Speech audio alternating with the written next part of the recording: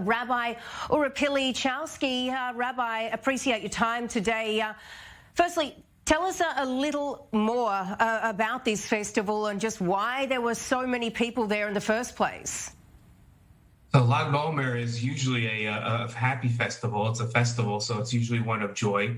It celebrates the end of, ironically, of Rabbi Akiva, who lived two millennia ago.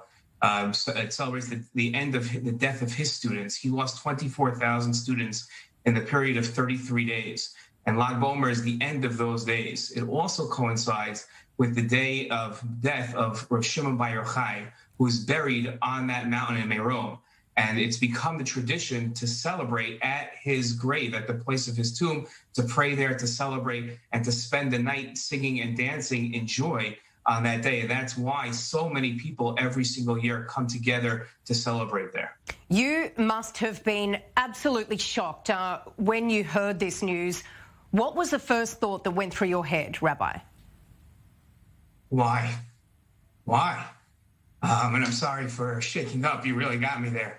When I woke up and I got up at about 4 this morning and I looked at my phone and I thought the pictures maybe were coming from India, and these were bodies lined up, and then I saw Hebrew on the bags, and it was just shock and then just tears, and a verse came to mind right away.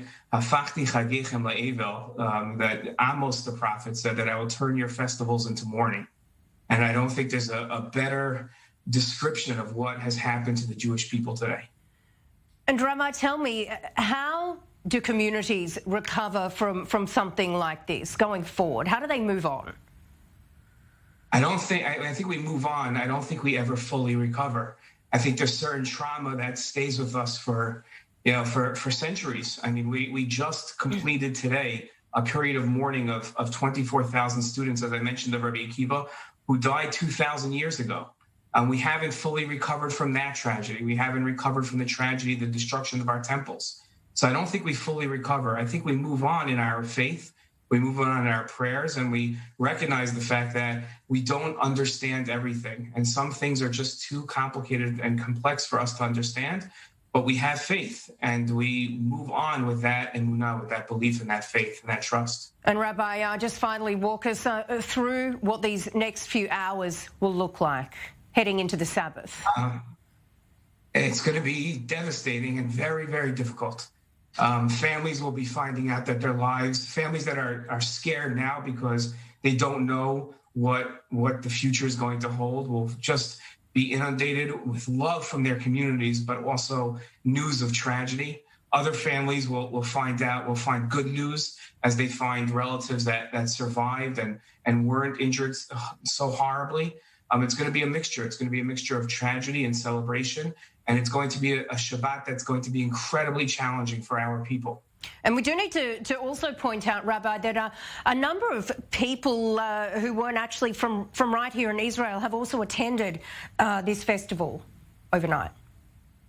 Yeah, there are a lot of American citizens. I was on the phone with the American Embassy before, alerting them to the fact that there are missing American students.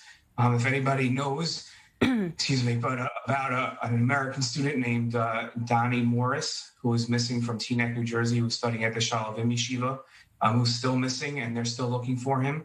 That's just one of the many names that I know. I have friends that are friends with the family, so I'm aware of that situation. But there are many people. There are people that flew in just for this event and fly in every year just to be at Merom for Lag BaOmer, and just tragedy. And Rabbi, finally, we know that an investigation has been launched, but tell me, do you care why this happened, or are you just, really putting yourself there with the families of the victims right now? Is it too early for finger pointing? It's very early. There's times and there are authorities that can do that. Right now, we have to be there for the families, and we have to be there in prayer. That's where our energies should be directed.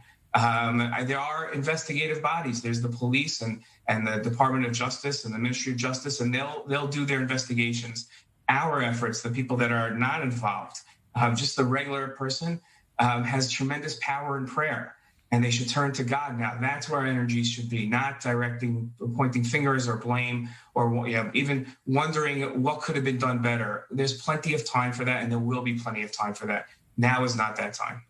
Rabbi Uri Pilichowski, it's been a pleasure speaking to you. Thank you very much. I wish I could say the same, but thank you for having me.